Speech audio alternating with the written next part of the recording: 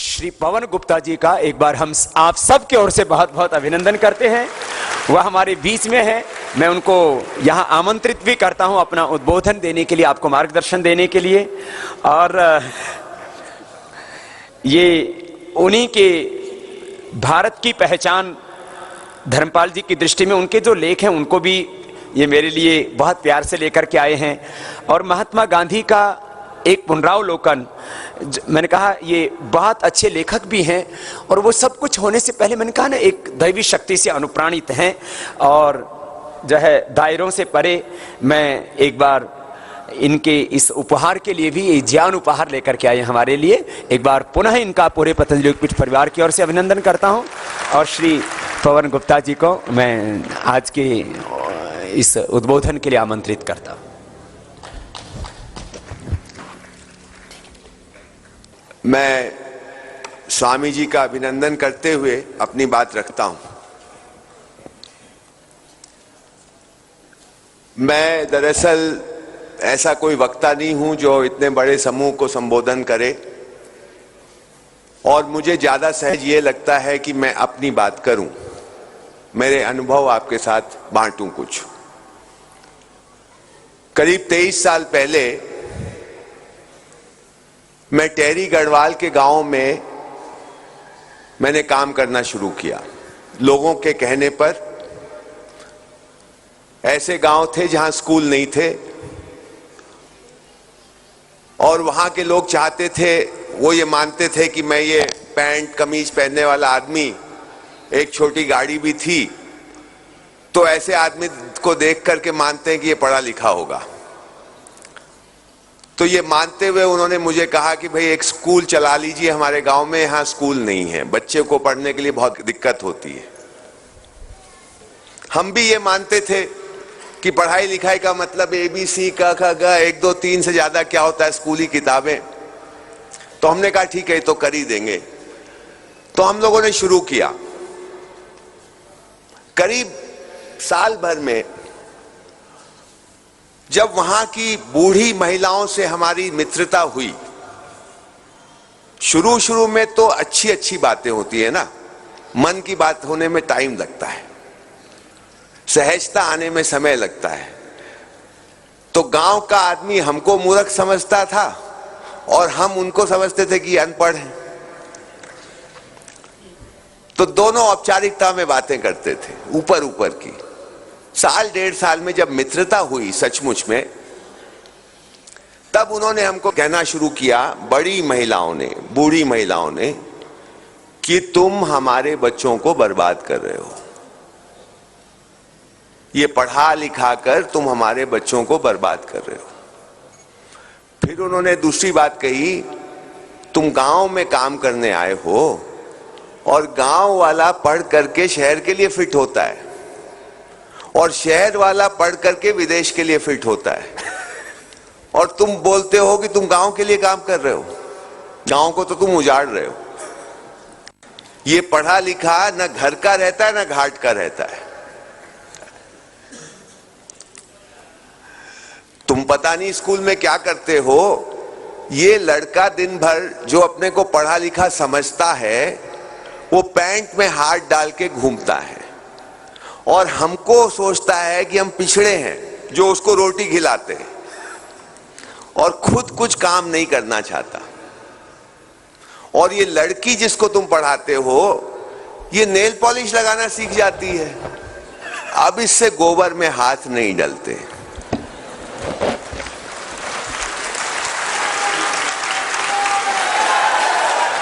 तो भैया ये कैसी पढ़ाई तुम पढ़ा रहे हो, हमको बर्बाद करने आए हो क्या? हमारा माथा ठनका। पहली बार ये सोचने लगा कि पढ़ाई लिखाई भी, जिसको हम पढ़ाई लिखाई कहते थे, ये गड़बड़ चीज है। और जितना सोचे उसमें उतना उनकी बातों में दम लगे। देखते हैं सामने, लड़के को देख रहे हैं, लड़की को देख रहे हैं। एक दिन मैं आपको बताऊं, हमारे स्कूलों में सारे गांव के लोग पढ़ाते हैं, जो पढ़े लिखे 10-12 क्लास पढ़ लिए उनको हम लोग थोड़ा प्रशिक्षण देते हैं, वही चलाते हैं स्कूल। एक दिन मेरे ही अपने स्कूल की एक लड़की मैं मसूरी रहता हूं, मुझसे मिलने आई। कुछ दूर पर एक ग्रामीण खड़ा था, बूढ़ा बुजुर्ग। मैं ये तो जान गया कि ये इनके साथ आया है, तो मैंने बोला भैया कौन है, जरा बुला लो, इनको भी बैठा लो। नहीं सर कोई बात नहीं, वो खड़े हैं, कोई बात नहीं। 1-2 बार मैंने कहा, फिर मैं बोला छोड़ो। बाद में मुझे पता चला वो उसके पिताजी थे। मेरे आंखों में आंसू आ गए कि वो ये बोल नहीं पाई मुझे कि ये मेरे पिताजी हैं। शर्म आ रही थी उसको। पिछड़े हैं, पढ़े लिखे नहीं हैं, दूसरी तरह के कपड़े पहने हुए हैं। एक और किस्सा आपको सुनाता हूं। ये बात की बात है, जब हमारा स्कूल ठीक से चलने लगा, बहुत सारे स्कूल हो गए। एक एसडीआई होते हैं सरकार के, अब होते हैं कि नहीं, नाम बदल जाते हैं सरकारों में अधिकारियों के। तो एक एसडीआई मेरे पास आए कि साहब हमारी एक रिश्तेदार है, उसको आप अपने स्कूल में नौकरी दे दीजिए 2-4 महीने के लिए, फिर तो मैं उसकी नौकरी सरकार में लगा दूंगा। तो मैंने कहा आप आइए जरा बात करते हैं आपसे। तो बात होने लगी और मैंने यही सब बातें जो आपसे कर रहा हूं, इसी तरह की बातें मैं करने लगा। तो वो एसडीआई थोड़ी देर बाद जब खुद वो भी सहज हुआ तो मुझे बोलता है, गुप्ता जी आप ठीक बोलते हैं, मेरा लड़का, वो एसडीआई का लड़का जो सरकारी अधिकारी है, स्कूल का निरीक्षक है, मेरा लड़का मसूरी के सबसे उत्तम बढ़िया स्कूल सेंट जॉर्जेस कॉलेज में जाता है। क्योंकि मैं एसडीआई हूं, इसमें एडमिशन मिल गया उसको, नहीं तो मिलता नहीं। पर मैं तो ग्रामीण ही हूं, अभी भी सरकारी नौकरी मिल गई पर हूं तो देहात का ही। मेरा लड़का अंग्रेजी मीडियम में जाता है, 4 साल से जा रहा है, और 4 साल से मैं उसके साथ बैठ के खाना नहीं खाया हूं। मैंने बोला क्यों? बोला कहीं मेरा इंसल्ट कर दे तो। वो बड़े लोगों के साथ उठता बैठता है। ये विडंबना देखिए आप, ये सच बात मैं आपको कह रहा हूं, बहुत गहरी बात इसके अंदर। ये पढ़ाई लिखाई हमारे को क्या बना रही है। जब मैंने इसको देखना शुरू किया तो बहुत दुख और दर्द हुआ अंदर। मैं भी उसी शिक्षा का हिस्सा हूं, तो कभी ध्यान ही नहीं गया था इन बातों पे। जब देखने लगा तो बड़ी पीड़ा पहुंची कि ये पढ़ाई लिखाई पता नहीं क्या देती है, देती वेती कुछ नहीं है। वो अब खेती से भी गया, कपड़े बनाने से भी गया, मकान बनाने से भी गया, और उसको गणित भी नहीं आती है, भाषा भी नहीं आती है। आज तो ये हाल है पढ़े लिखे का, अनपढ़ अभी भी ठीक है, पढ़े लिखे का ये हाल है, सिवाय अहंकार के उसे कुछ नहीं आता। हमारा देश खोखला हो रहा है, मैं ये मानता हूं। ये पढ़े लिखे खोखला कर रहे हैं उसे। मैं पढ़ाई लिखाई के खिलाफ नहीं हूं, उस पर आऊंगा कि किस प्रकार पढ़ाई लिखाई। हमारे गांव की महिला कहती है पढ़ लिख करके आदमी बेईमान बनता है, और ये जितनी बेईमानी की कथा आप सुनते हो उसमें कोई अनपढ़ है क्या?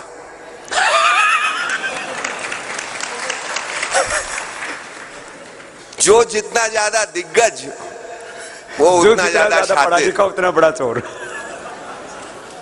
देखना ये बात क्यों ऐसा है।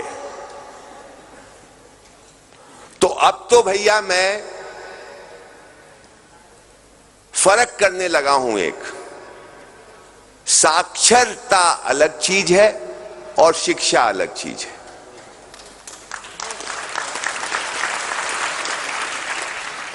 जो साक्षर नहीं है, अनपढ़ है, जरूरी नहीं कि वो शिक्षित ना हो, वो शिक्षित हो सकता है।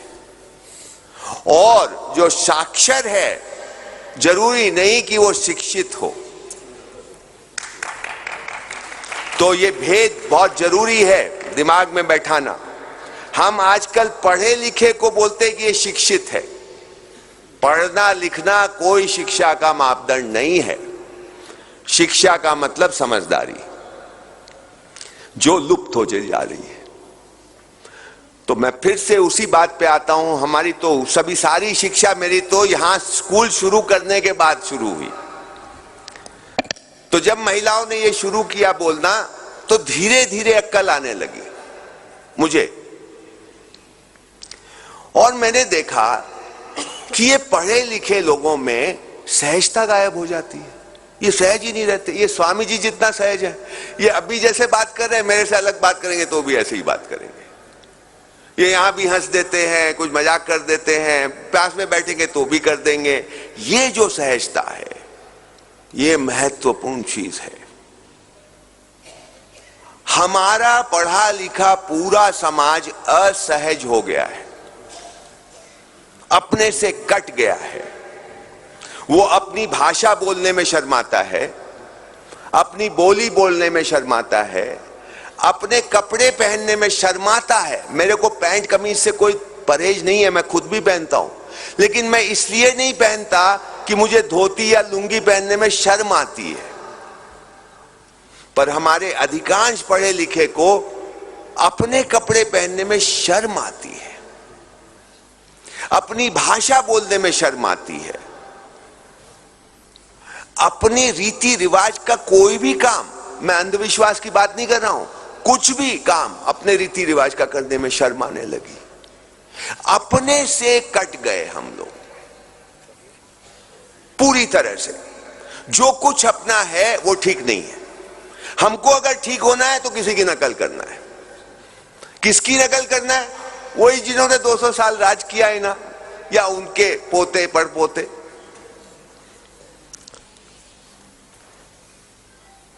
तो ये अकल हमको उधर ही से आई, क्योंकि जब ये बात देखी तो मेरे गुरु, एक तरह से मैं उनको मानता हूं, धर्मपाल, जिसका अभी स्वामी जी ने थोड़ा जिक्र किया। धर्मपाल जी मेरे यहां मसूरी में आके गर्मी के दिनों में 1-2 महीना रहते थे, और मैं उनसे इस तरह की बात करता था कि क्या करें, ऐसी महिलाएं ये बात बोल रही हैं और बात में दम है, करें क्या? तो उन्होंने कहा, गांधी जी को पढ़ा है क्या? तो हिंदुस्तान का तो हर आदमी मानता है कि हम गांधी जी को जानते हैं, जिससे पूछो सबके पास राय है गांधी जी के बारे में, अपनी भी थी। तो बोले हाँ, पढ़ा है क्या गांधी जी को? तब सोचना पड़ा। मैंने बोला पढ़ा तो ज्यादा नहीं, उनके बारे में पढ़ा है, उनके बारे में सुना है, उनको नहीं पढ़ा। ये भी तेरा सोचना पड़ा। शुरू में तो बोला हाँ हाँ पढ़ा है, तो मैंने गांधी जी को बहुत कम पढ़ा था, गांधी जी के बारे में जरूर पढ़ा था, और उससे एक राय बना ली और ये मान लिया कि हम गांधी जी को जानते हैं। तो उन्होंने कहा इस देश को समझना हो, यहां के लोगों को समझना हो, तो गांधी जी को पढ़िए। क्या करें? वांग्मय मंगवाइए। तो साहब मैंने गांधी पूरा वांग्मय 100 खंडों का हिंदी और 100 खंडों का अंग्रेजी, ये दोनों मंगाए। 2,500 हजार रुपए में उस समय मिलते थे, अब तो 10,000 दाम हो गए। तो धर्मपाल जी बोलते थे, हाँ पवन जी वो 6 फरवरी 1916 को जरा भाषण देखिए तो उठा के। तो साहब वो भाषण देखा। फिर कभी बोलते थे 17 मार्च 1918 वाला देखिए। इस तरह से मेरी लिखाई पढ़ाई गांधी जी के बारे में शुरू हुई, शिक्षा। उसके कुछ लेख इसमें मैंने आदरणीय स्वामी जी को पढ़ने दिए। मेरी आंखें खुली। मैं तो गांधी जी को क्या मानता था, जो आप में से भी बहुत लोग मानते होंगे, एक गाल पे थप्पड़ मारो, दूसरा गाल आगे करो, मजबूरी का नाम महात्मा गांधी। क्या क्या बोला है, क्या क्या बोला है महाराज। और वो आदमी तो आग का गोला है। वो जो आग का गोला है महात्मा गांधी, और कैसा गोला, वो आपको समझ में नहीं आएगा जब तक आप उनको नहीं पढ़ेंगे ठीक से, और ठीक से, ऊपर ऊपर से नहीं, ठीक से। उनके आग का गोला क्यों बोलता हूं, इस पर एक बात आपको बताना चाहता हूं। गांधी जी यहां हिंदुस्तान कब आए बताइए? दक्षिण अफ्रीका से जब लौट के आए तो कब आए? 1915 में, 9 जनवरी 1915। 1911 में हिंदुस्तान में क्या हुआ था, जिसका जश्न हमारी सरकार मना रही है दिल्ली में अभी, 100 साल दिल्ली का। हाँ, गलत बात। शाहजहां ने राजधानी बहुत पहले बना दी थी दिल्ली को। अरे अंग्रेजों की राजधानी, पर दिल्ली उससे पहले राजधानी रह चुकी थी। अंग्रेजों ने 1911 में दिल्ली दरबार किया, जॉर्ज पंचम यहां आया, हमारे जितने राजा महाराजे और नवाब लोग थे उनको बोला गया कि तुम आके उनको दुआ करो, सलाम करो, स्तुति गीत गाओ उनके। हाँ, और सलाम करने से पहले रिहर्सल करो। रिहर्सल करवाया गया उनसे। ये जितने राजा महाराजा थे जो ऊंची ऊंची मूछ लेके चलते थे, इनसे पहले रिहर्सल करवाया गया, उनको दिखाने के लिए औकात तुम्हारी। और फिर दिल्ली दरबार लगा वगैरह वगैरह। तो दिल्ली दरबार जब लगा है यहां पे, तो अंग्रेज उस समय ये मानता है कि अब तो हम हिंदुस्तान पे राज करने वाले हैं। पराकाष्ठा पे है उस समय ब्रिटिश साम्राज्य। उसके 4 साल बाद गांधी हिंदुस्तान आते हैं 1915 में, और 1 साल तक वो चुप रहते हैं, ऐसा कहा जाता है। देश भर में घूम रहे हैं, वैसे उतना चुप नहीं है, पर सार्वजनिक तौर पे नहीं बोले ज्यादा। देश में भ्रमण किया, खूब देखा। पहला सार्वजनिक भाषण हिंदुस्तान में गांधी जी ने दिया 6 फरवरी 1916 को। कब दिया? जब बनारस हिंदू यूनिवर्सिटी का उद्घाटन समारोह में मालवीय जी उनको लेके आए कि आप भी मंच पर बैठेंगे और भाषण देंगे। अंग्रेजों का राज्य पराकाष्ठा पे है। उस बनारस हिंदू यूनिवर्सिटी में विश्वविद्यालय का उस समारोह का चीफ गेस्ट कौन है? लॉर्ड हार्डिंज, वाइसरॉय इंडिया का बड़ा आदमी, सबसे बड़ा आदमी, राजाओं का राजा, हिंदुस्तान के राजाओं का राजा है, नौकर। ब्रिटिश की महाराज जॉर्ज पंचम का नौकर है, लेकिन यहां तो राजाओं का राजा है। वो आया है चीफ गेस्ट। तो गांधी जी का नंबर आता है जब बोलने के लिए। आप वो भाषण पढ़िए। आप लोग अगर इस देश के बारे में सोचते हैं तो 6 फरवरी 1916 का, और भी चीजें पढ़ने लायक हैं, लेकिन वो तो जरूर पढ़िए।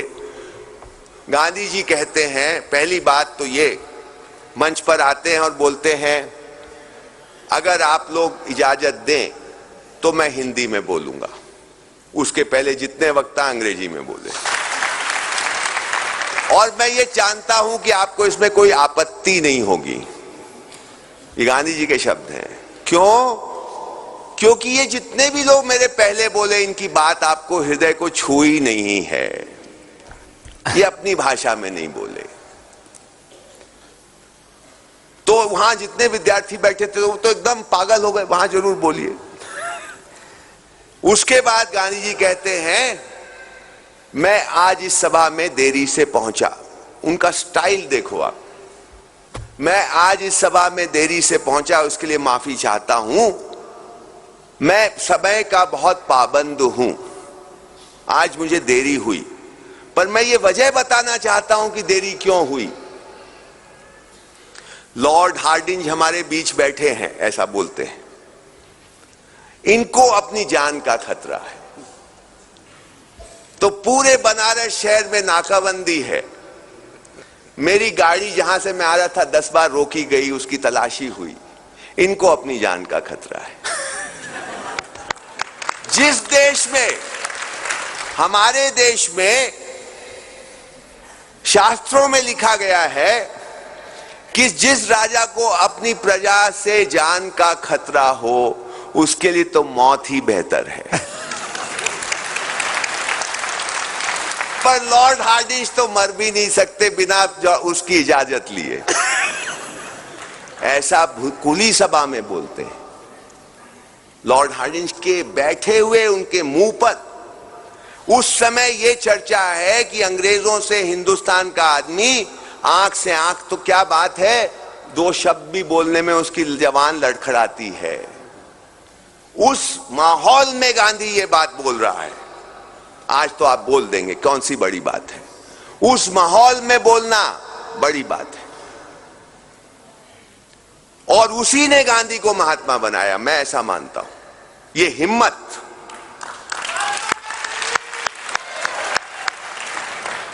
इस हिम्मत को पकड़ना होगा हमको।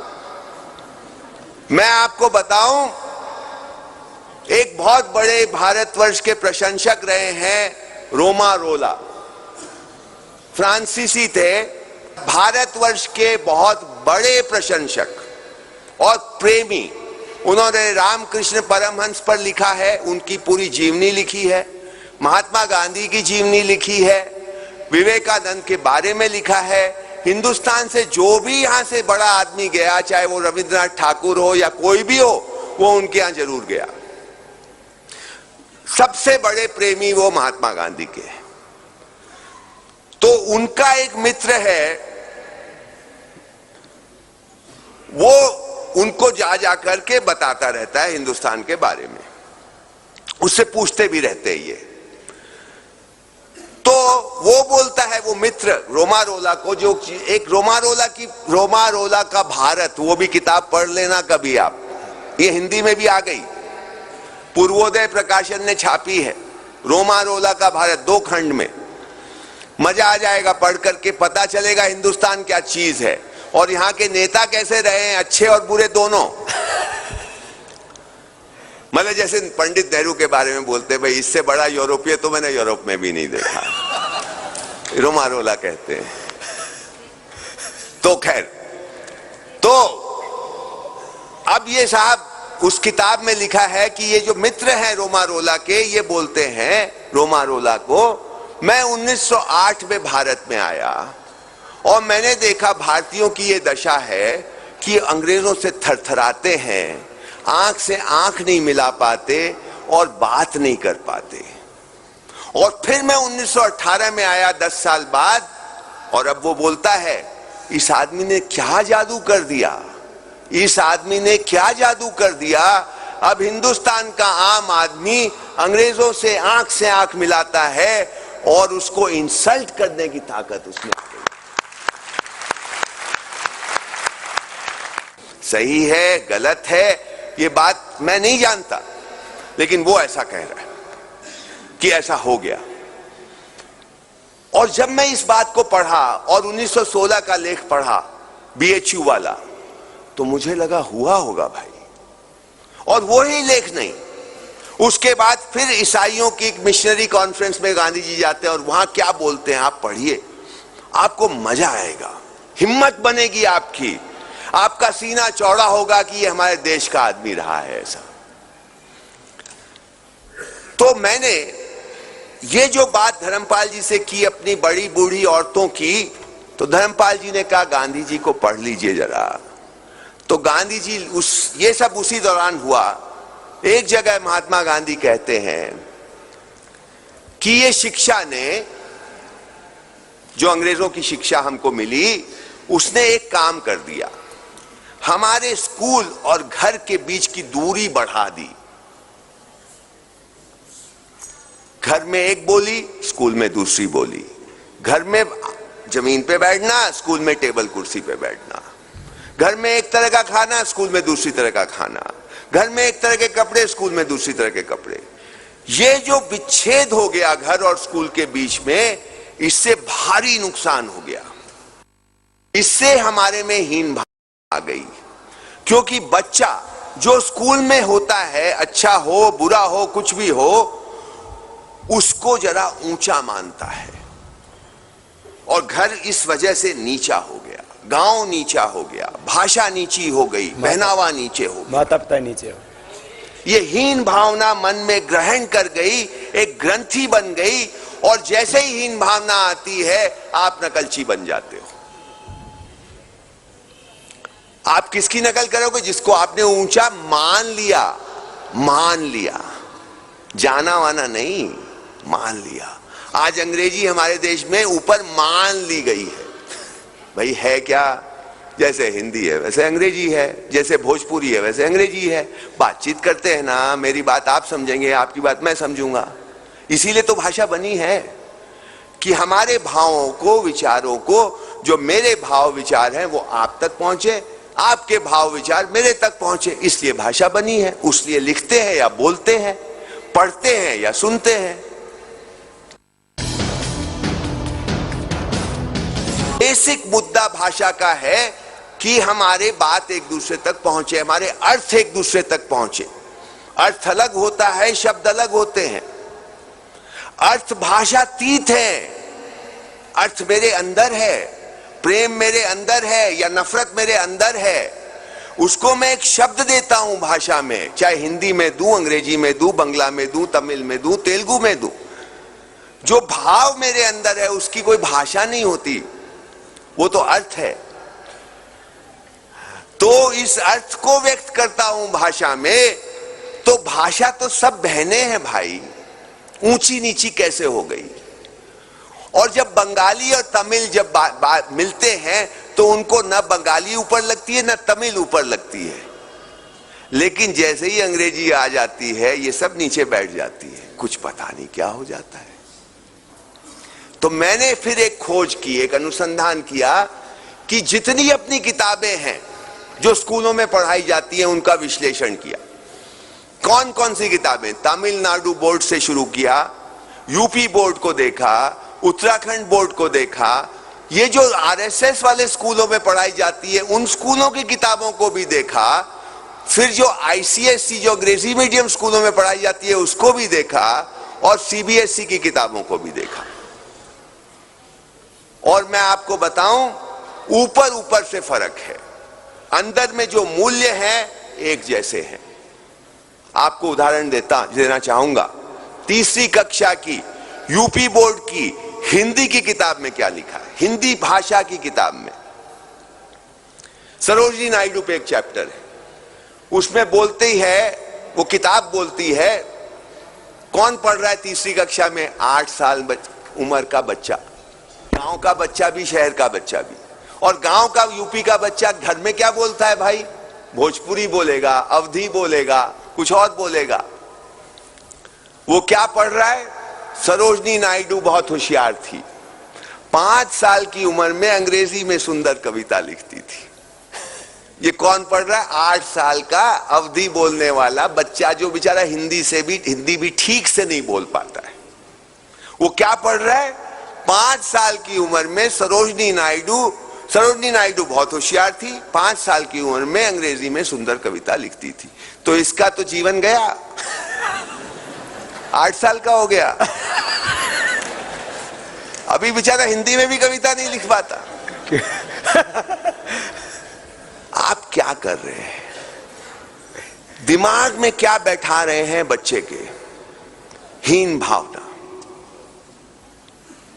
इतना बड़ा जहर, इतना हिंसा और कहीं नहीं है। हम बड़ी हिंसा की बात करते हैं, ये हिंसा इतनी खतरनाक है, पूरी की पूरी कौम को नष्ट कर रही है।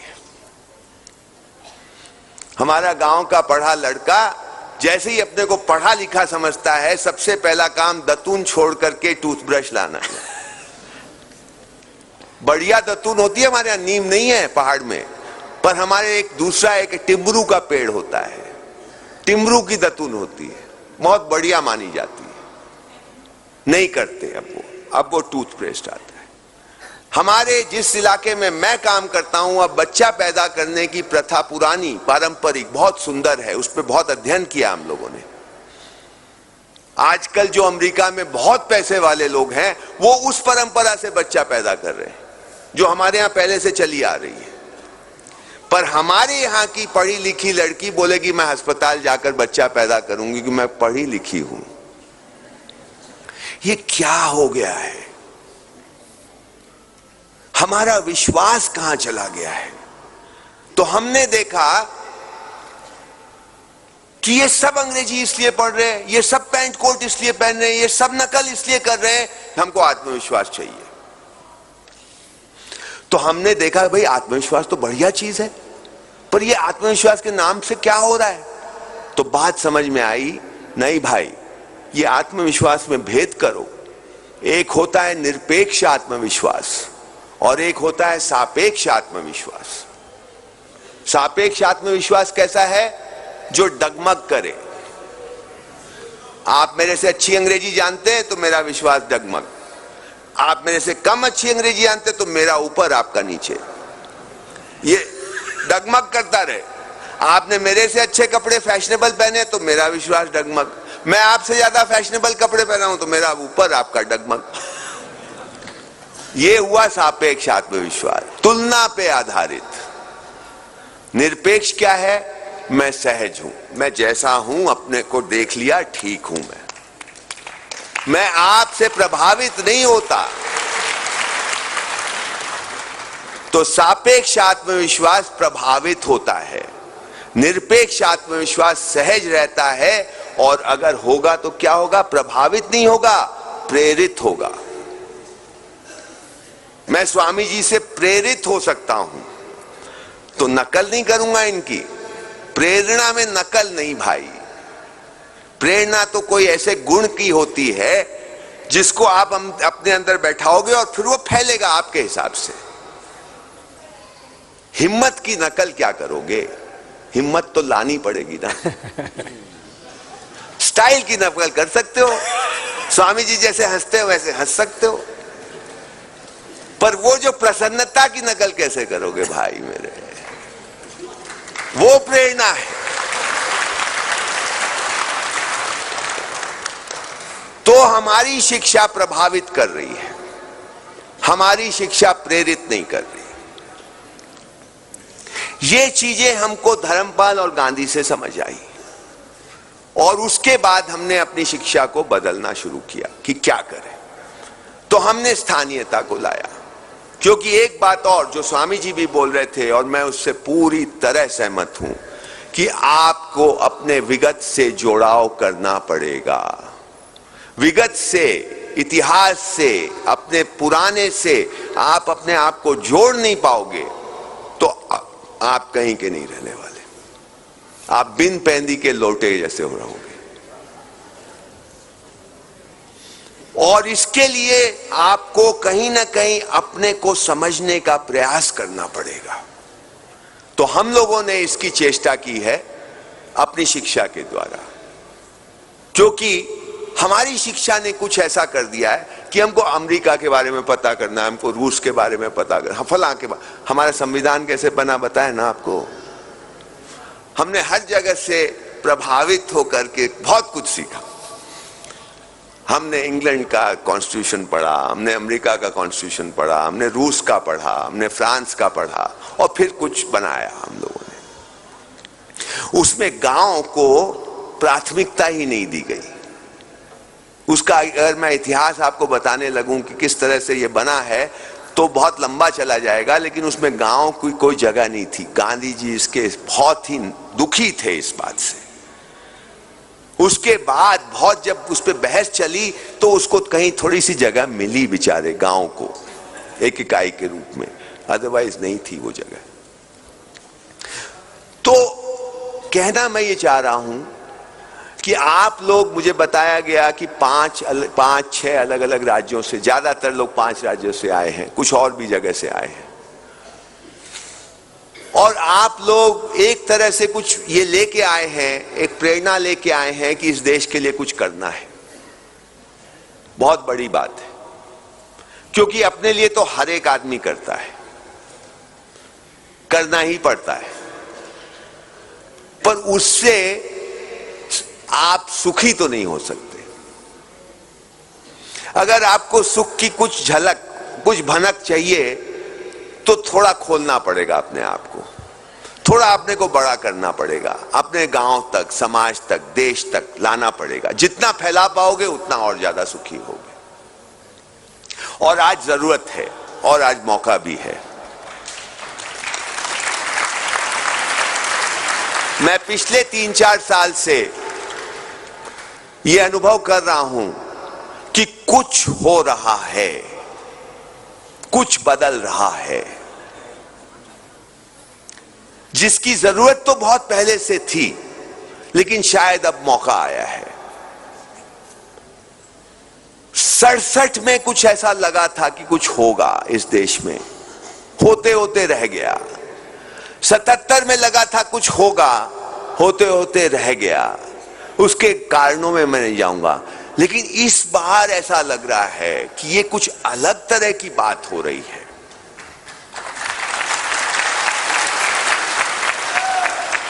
ये बात 77 से भी अलग है, 67 से भी अलग है। मैं तुलना उस सेंस में नहीं कर रहा हूं कि कौन अच्छी है खराब है, पर यह बिल्कुल गुणात्मक पहलू से अलग बात हो रही है। इसमें उस तरह के लोग सक्रिय हो रहे हैं जो आमतौर पर राजनीति से अपने को दूर रखते हैं, वो लोग भी सक्रिय हो रहे हैं, और ये एक बड़ी बात है। मैं ये मानता हूं हर जगह राजनीति है, शिक्षा भी एक राजनीति है, आपके घर में टूटी से पानी आता है वो भी एक राजनीति है। अगर नहीं होती तो गंगा इतनी मैली नहीं होती। आज आप नदी से पानी पीने में घबराते हो, कुएं सूख रहे हैं, तालाब रहे नहीं, आपको बोला जाता है टूटी का पानी भी मैला है भैया, तो चॉइस क्या है आपके पास? दो जो बाजार में बोतलें मिलती है उसमें अलग अलग ब्रांडिंग का चॉइस है आपके पास, इसमें से एक खरीद लो। ये राजनीति नहीं है क्या? हर जगह राजनीति है, गंदी चीज नहीं है राजनीति उस सेंस में देखें तो। ये दलगत राजनीति अलग चीज है, राजनीति अलग चीज है।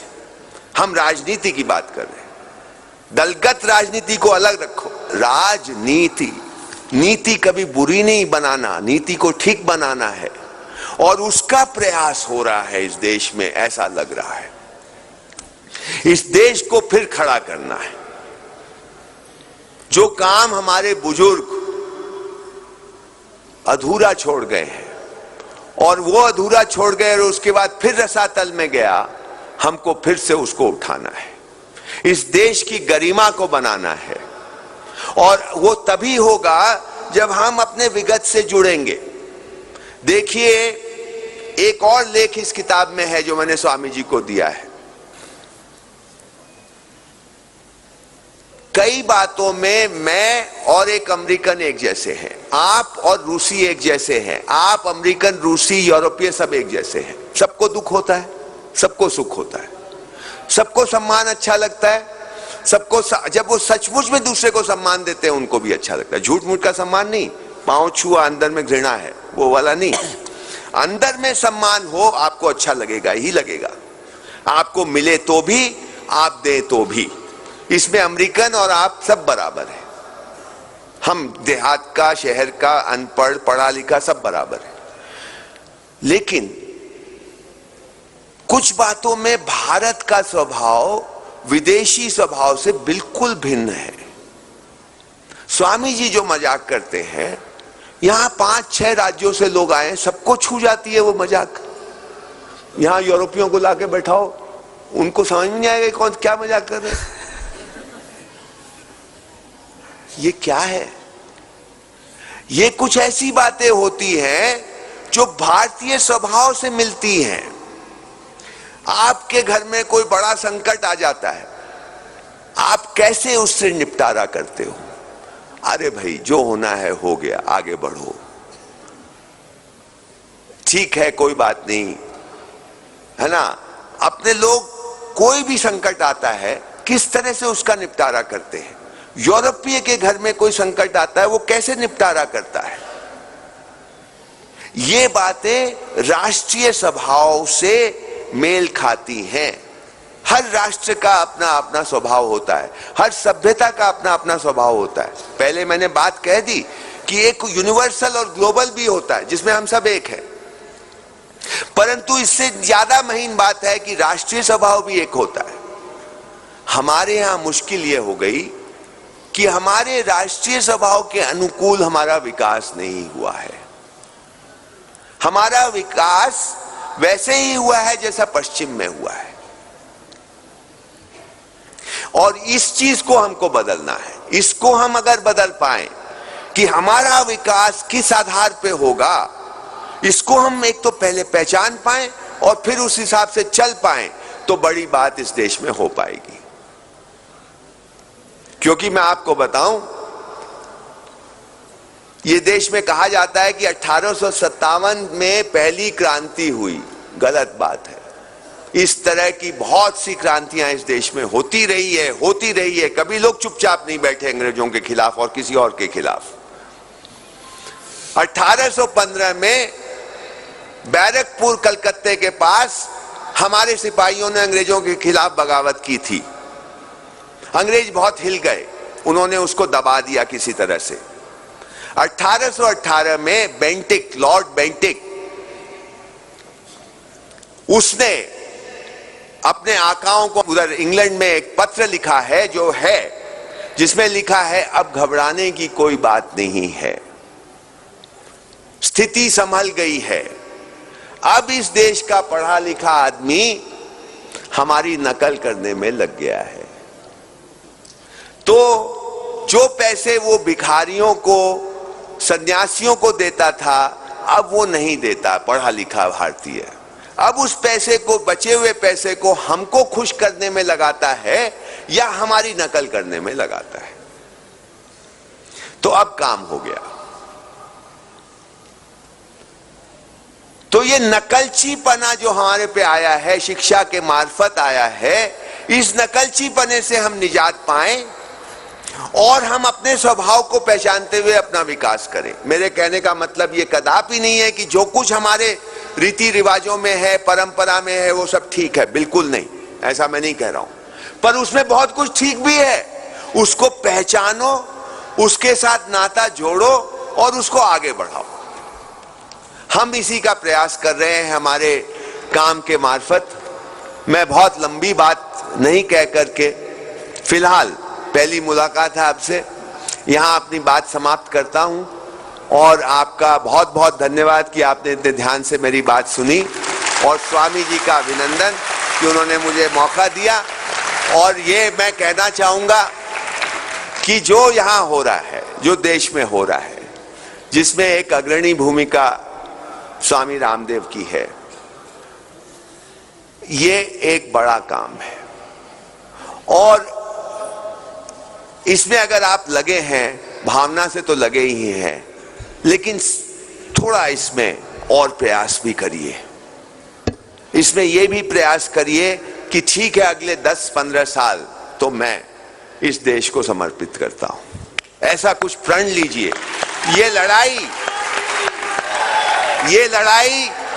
ये परिवर्तन की लड़ाई 1-2 साल में नहीं होने वाली। ये परिवर्तन की लड़ाई लंबी चलेगी। और ये परिवर्तन का मतलब सरकारों में परिवर्तन सिर्फ नहीं है, वो छोटी लड़ाई है। लंबी लड़ाई कुछ और है, जिसमें भारत का गौरव और स्वाभिमान फिर से खड़ा हो। मैं एक बात आपसे कहना चाहता हूं, थोड़ा गंभीर बात है। आजकल आप कहीं भी जाइए, एक शब्द बच्चे की जुबान पर है, वो है विकास। जो अपने को पिछड़ा मानते हैं वो बोलते हैं हमारा विकास नहीं हुआ, विकास चाहिए, जहां जाओ विकास। आपको पता है ये शब्द कितना पुराना है? मेरे को पढ़ने लिखने का थोड़ा शौक है। अब पढ़ लिख कर बर्बाद हो गए, अब एक ही काम कर सकते हैं, पढ़ लिख सकते हैं और तो मैंने एक बार कहीं पढ़ा कि विकास शब्द, डेवलपमेंट का शब्द पहली मर्तबा 1949, बहुत पुरानी बात नहीं है, आजादी के बाद की बात है, 1949 में अमेरिकी राष्ट्रपति एक हुआ ट्रूमैन करके, हैरी ट्रूमैन ने लिया। इस सेंस में उसने ये पहली बार ये घोषणा की कि हम विकसित राष्ट्र हैं और ये सब अविकसित राष्ट्र हैं। उसके पहले विकास शब्द का इस प्रकार उपयोग ही नहीं हुआ। मुझे अजीब लगा। तो मैं आज कल और उस समय से जो भी कुछ पढ़ता हूं, पहले देखता हूं 1949 के आगे का कि पीछे का है, और अगर पीछे का तो बड़ी बारीकी से पढ़ता हूं कि कहीं विकास शब्द तो मिले मुझे। नहीं मिलता साहब। कैसे मिलता है? गांधी जी ने यूज किया है विकास, पर कैसे यूज किया? मानसिक विकास, आध्यात्मिक विकास, आर्थिक विकास, विकास अपने आप नहीं। इस क्षेत्र का विकास नहीं हुआ, ऐसा नहीं। हमें विकास चाहिए। हाँ, हमें विकास चाहिए, ऐसा नहीं। अरे कौन सा विकास भैया? मानसिक विकास चाहिए, शारीरिक विकास चाहिए, आर्थिक विकास चाहिए। इस ऐसे तो यूज हुआ है, ऐसे तो इस्तेमाल हुआ है, लेकिन विकास चाहिए। ये विकास के चिड़िया है? क्या है विकास का मतलब? ये जो अर्थ है ये बहुत पुराना नहीं है, इस पे मैं आपका ध्यान दिलाना चाह रहा हूं। कितने साल? 60-62 साल पुराना शब्द है। अमेरिका में यूज हुआ और आज हमारे गांव के बच्चे बच्चे की जबान पे आ गया। ये होती है शब्द की ताकत, और शब्द के मार्फत दिमाग को बदल देना।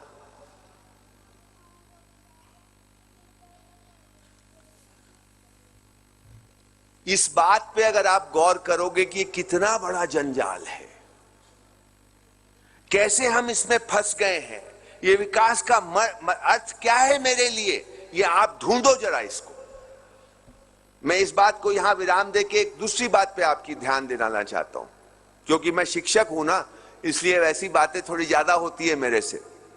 मैं अपने बच्चों को भी पढ़ाता हूं कि भैया दुनिया में जितनी चीज तुम देखते हो इसको 4 खंडों में तुम बांट सकते हो। जितनी चीज देखते हो, ये लाइट है, ये कैमरा है ना, ये स्वामी जी है, ये पवन है, ये है, ये माइक है, ये सब कुछ है, जो भी कुछ दिखता है, पेड़ है, पौधे, इसको 4 चीजों में बांट सकते हो। ये मैं कोई नई बात नहीं बोल रहा हूं, ये हमारे शास्त्रों में है, हमारे परंपरा में ऐसे ही कहा गया है। पहली बात पदार्थ अवस्था है। मिट्टी, पत्थर, हवा, पानी, सोना, चांदी, हीरा, मोती पदार्थ है। इसमें कोई विकास नहीं है, माने इसमें कोई ग्रोथ नहीं है कि आपने एक हीरे को रख दिया, आप 10 साल बाद आओगे तो बड़ा मोटा मिलेगा। नहीं ना, उतना ही रहेगा। या एक के बच्चे हो जाएंगे 2-4, वो भी नहीं होने वाला। पदार्थ वैसे का वैसे ही रहने वाला है। क्या होता है पदार्थ का? एक को हटाओ दूसरा कुछ पैदा हो जाता है। इस टेबल को जला दो, धुआं बन जाएगा, ये पदार्थ से हटके धुआं हो गया। राख बन जाएगी, वो भी पदार्थ। तो पदार्थ को आप बदल सकते हो, उसका रूप। पदार्थ को आप बना नहीं सकते, वो तो प्रकृति बनाती है, आप नहीं बना सकते, कितना ही विज्ञान ले आओ। मूल रूप से आप बना नहीं सकते। ऑक्सीजन को हटा के कार्बन डाइऑक्साइड बना सकते हो, लेकिन अपने आप में नई तरह चीज नहीं बना सकते। एक को नष्ट करोगे तो दूसरी बनेगी। ये माइक भी वैसे ही बना है, किसी चीज को नष्ट करके ये बना है। मतलब पदार्थ में विकास नहीं है। मोटी बात आपको बताता हूं। दूसरी बात मैं बच्चों को बताता हूं, ये जितना कुछ तुम देख रहे हो, कंप्यूटर है, कैमरा है, ये चिप है जिसकी बहुत गुणगान हो रहे हैं, ये मोबाइल फोन है, ये क्या है भैया? कहां से बना है? थोड़ा सा खोजते खोजते वो इस बात पे पहुंच जाते हैं, सब पदार्थ से बना है। प्लास्टिक क्या चीज से बना? पेट्रोल को नष्ट करके प्लास्टिक बना। और ये फोन क्या चीज है? ये प्लास्टिक और लोहा है, पदार्थ ही है। कंप्यूटर क्या है? पदार्थ ही है। तो जिसको आप विकास विकास बोल रहे हो, वो पदार्थावस्था ही है। ये सारा विकास, सड़क हो, मकान हो, जो भी कुछ हो, ये सब विकास सारा का सारा पदार्थावस्था पे आधारित है, जिसमें विकास ही नहीं है भैया। उसके बच्चे नहीं पैदा होते, वो छोटे से बड़ा नहीं होता। एक को मारो दूसरा पैदा होगा, एक को नष्ट करो तो दूसरा पैदा होगा।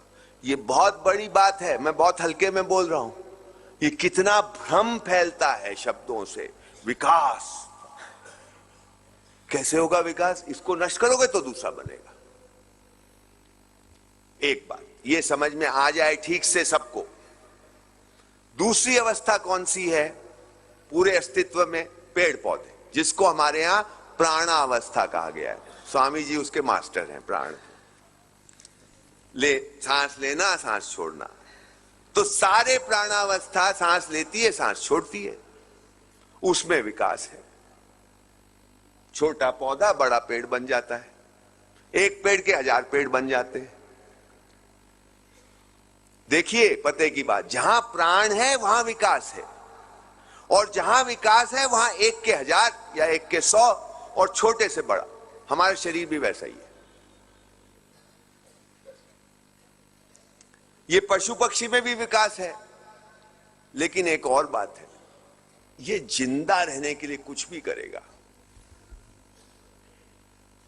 और तीसरी बात जो बहुत महत्वपूर्ण है पशु पक्षियों के बीच में, ये सारे के सारे वंशानुषंगी हैं। एक हाथी क्या होता है, मांसाहारी है कि नहीं है? नहीं है ना, शाकाहारी है ना। अफ्रीका का हाथी, पक्की बात। हिंदुस्तान का हाथी भी शाकाहारी, अफ्रीका का हाथी भी शाकाहारी। हिंदुस्तान का आदमी बोलेगा ज्यादातर शाकाहारी, अफ्रीका के आदमी, पर हाथी शाकाहारी। शेर मांसाहारी, हिंदुस्तान का भी, वो हिंदू शेर हो चाहे कोई शेर हो। ठीक है, तो शेर है, एक शेर को आपने समझ लिया तो सारे शेर को समझ लिया, एक हाथी को समझ लिया तो सारे हाथियों को समझ लिया, एक हिरण को समझ लिया तो सारे हिरणों को समझ लिया। आप उनका खाना क्या है समझ सकते हैं, उनका व्यवहार क्या है समझ सकते हैं, कौन से महीने में वो बच्चा देंगे ये भी समझ सकते हैं। ऐसा नहीं है कि साल भर दनादन दे रहे, वो आदमी करता है। जानवर का निश्चित है इसी महीने में बच्चा देगा, उसका यह भी निश्चित है कि कितने बच्चे साल उसके जीवन भर में होंगे, लगभग निश्चित है। इसलिए उसको वंशानुषंगी कहा गया है। जैसा वंश उसी का वो अनुसरण करता है।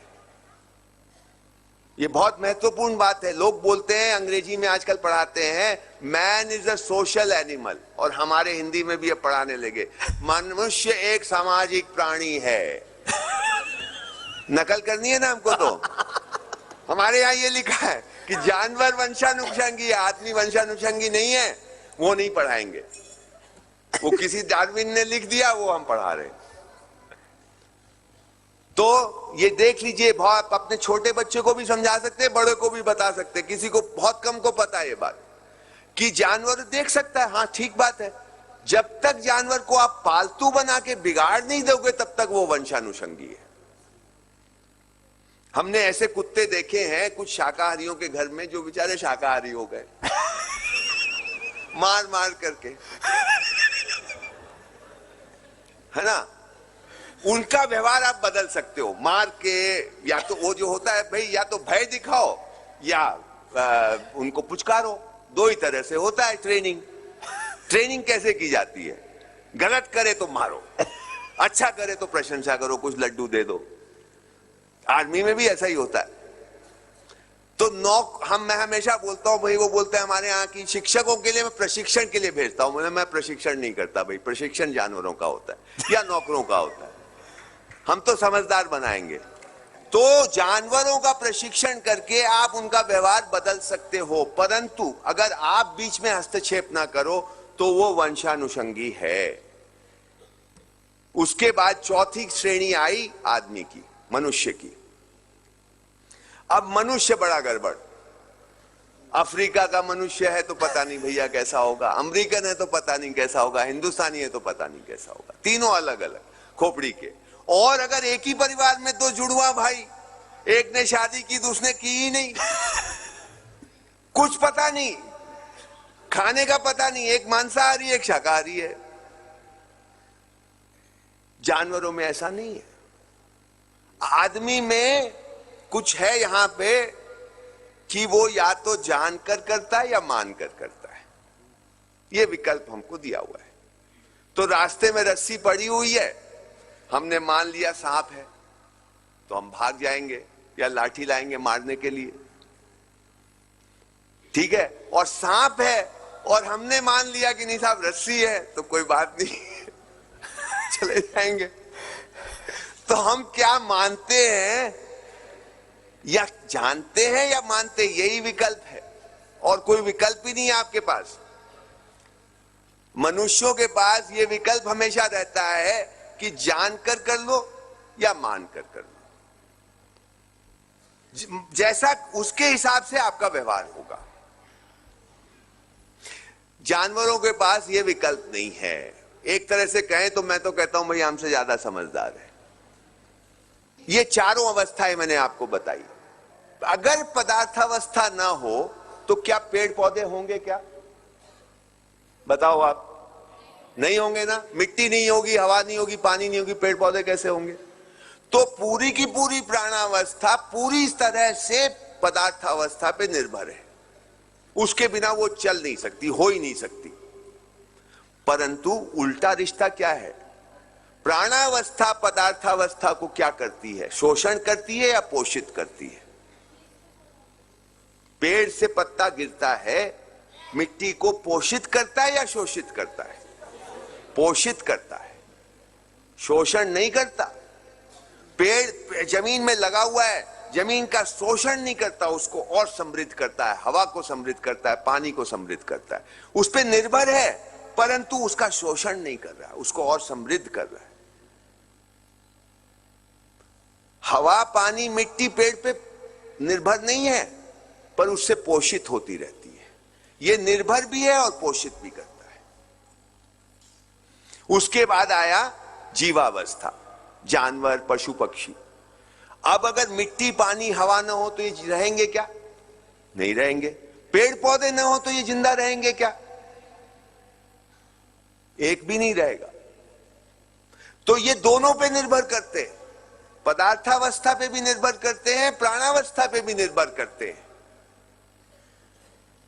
परंतु उल्टा रिश्ता कैसा है?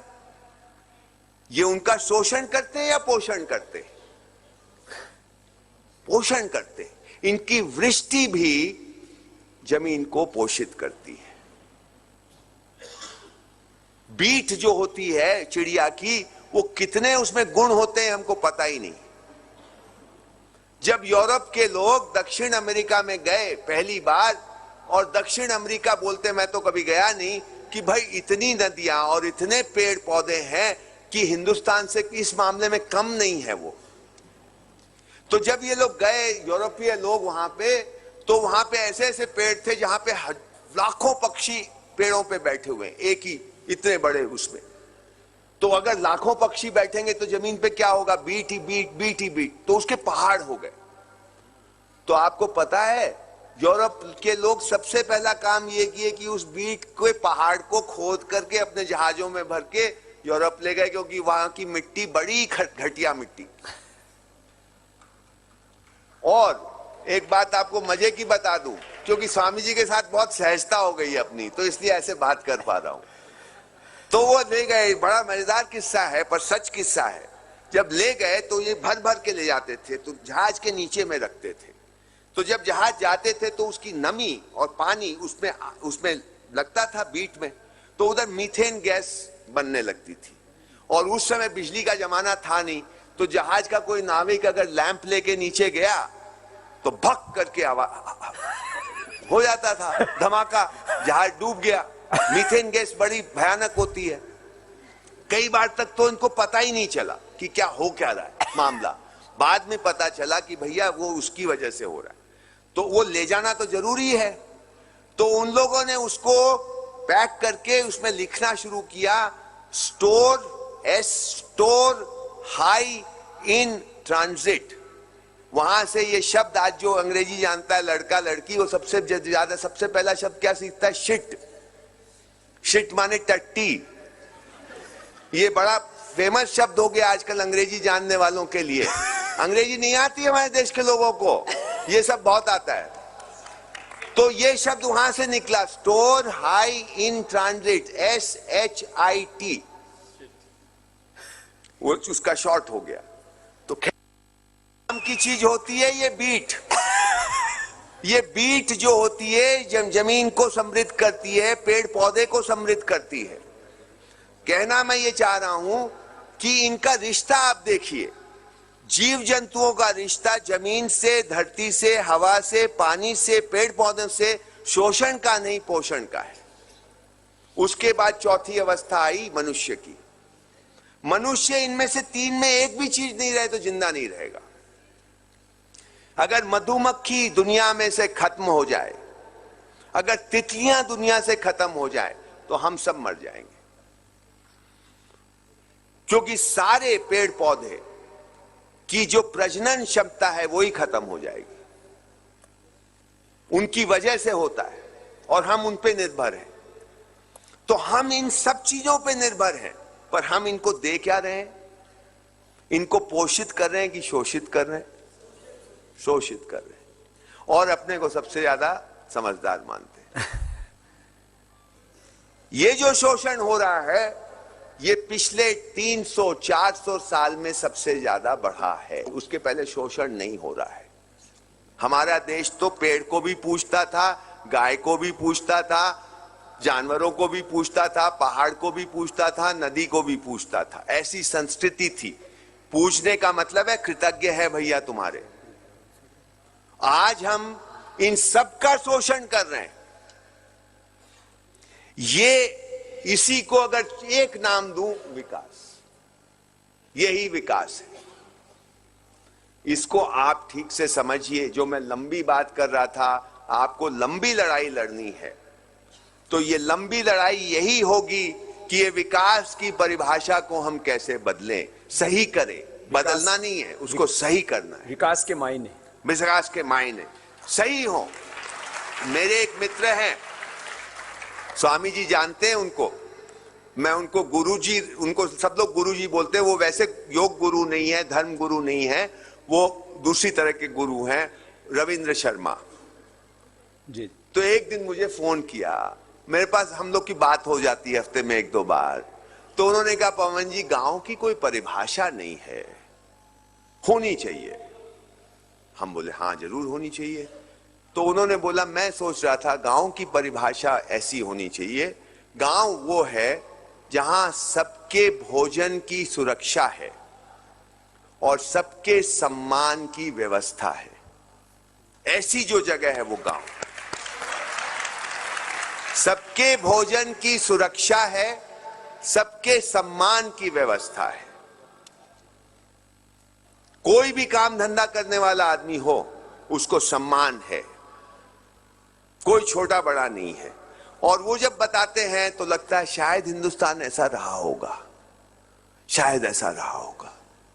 ये जो 200 साल का इतिहास है ना हिंदुस्तान का, जिसको जमींदारी इतिहास कहिए आप, अगर इस इतिहास को कोई अलग कर दे, ठीक से हमको समझा पाए कि उसके पहले की व्यवस्थाएं हिंदुस्तान की कैसी है और जमींदारी प्रथा आने के बाद की व्यवस्थाओं में क्या परिवर्तन हो गया, इसको ठीक से समझ में आए, तो हमको अपने अतीत से शर्म नहीं आएगी, गौरव आएगा। और मैं 2000 साल वाले पुराने अतीत की बात नहीं कर रहा हूं, मैं गौतम बुद्ध और महावीर की बात नहीं कर रहा हूं, मैं अपने ऋषि मुनियों की बात नहीं, उन पे मेरे को गौरव है, जरूर है।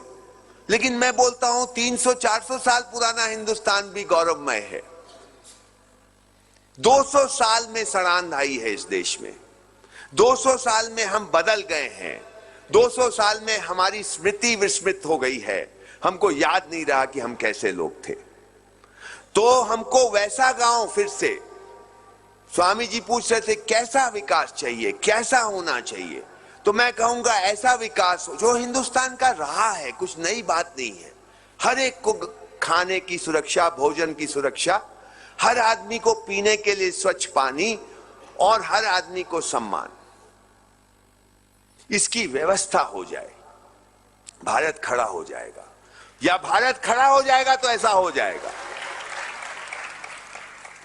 इसका हमको सपना लेना चाहिए। इसमें बहुत कुछ बदलेगा, बहुत कुछ हमको बदलना पड़ेगा, हमारी आदतों को बदलना पड़ेगा, मेरे जैसे आदमी को बदलना पड़ेगा, आपको बदलना पड़ेगा। हम कोई भी शुद्ध बुद्ध नहीं है, 2-4 लोग होंगे, उससे घबराना नहीं।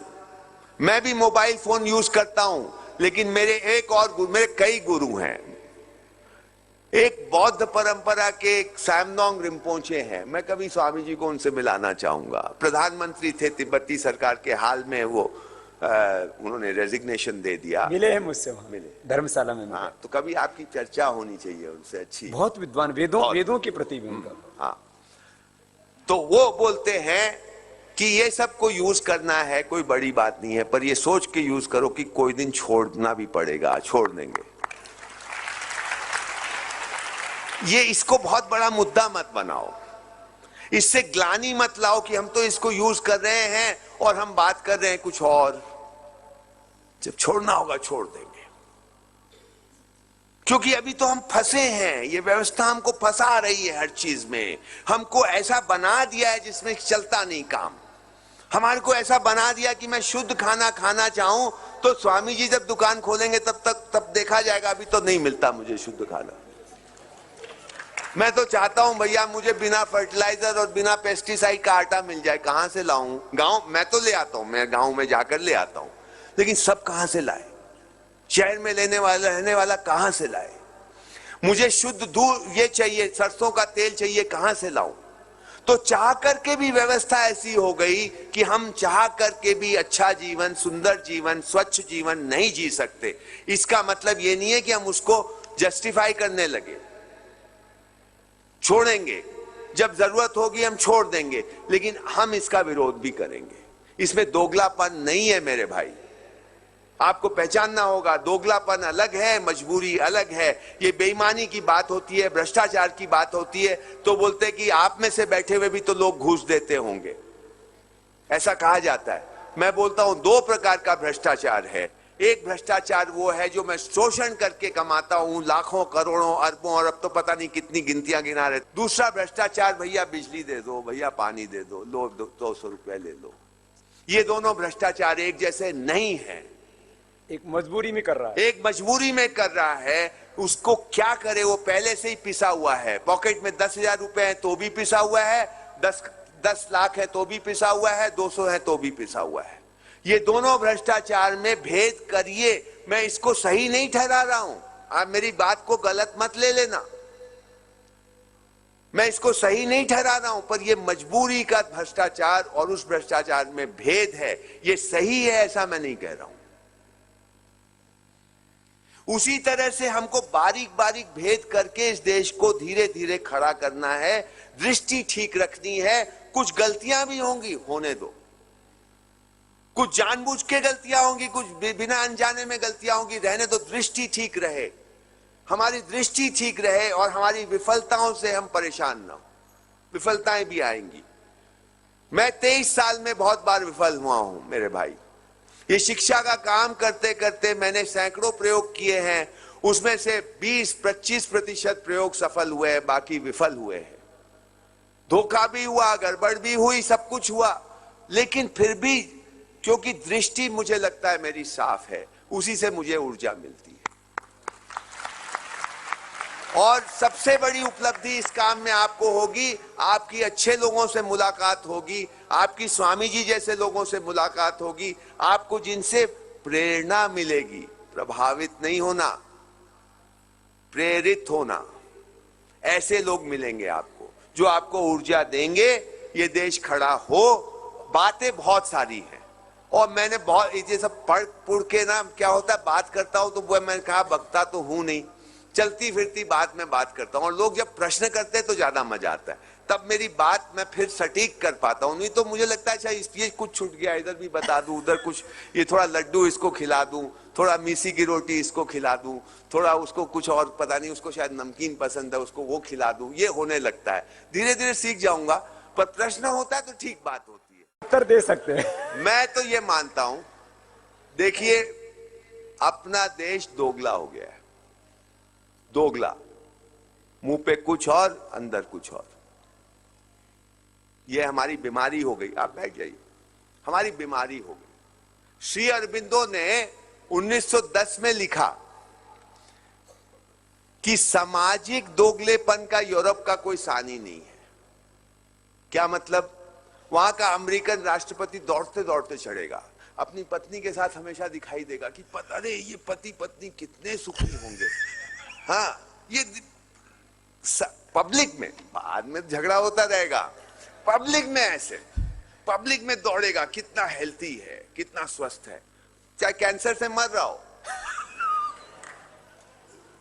है ना। रास्ते चलेंगे तो मुस्कुराते देखेंगे, hello, good morning, good evening, खुद खुश। हाँ, ये पब्लिक हिपोक्रेसी श्री अरबिंदो ने लिखा, सामाजिक हिपोक्रेसी में यूरोप का कोई स्थान ही नहीं 1910 में। और मुझे आजकल ये लगने लगा व्यक्तिगत हिपोक्रेसी में हमारा कोई स्थान ही नहीं। अरे जिसको देखो पाँव, मैं स्वामी जी का पाँव छूने की बात नहीं कर रहा हूं, घरों घरों पाँव, और पाँव में नहीं छूते, पैरी यहाँ ऐसे पैरी पर, ये नया स्टाइल है, ऐसे हो गया पैरी पहना। ये क्या है भाई, चेहरा भी नहीं देख रहे हो। हम इतनी बढ़िया बढ़िया बातें करेंगे और सब कुकर्म करेंगे। बहुत दोगलापन आ गया इस देश में, मामूली दोगलापन नहीं आ रहा, और दोगलापन आदमी को कमजोर करता है, मैं ये मानता हूं। अच्छी अच्छी बातें बोलने में हमारा कोई मुकाबला नहीं कर सकता, लेकिन अच्छा होना और अच्छा दिखना, अच्छा लगना, खाना अच्छा लगना और खाना अच्छा होना, ये तो स्वामी जी बताएंगे अच्छा खाना क्या होता है। अच्छा खाना कौन सा लगता है ये कोई भी बता देगा।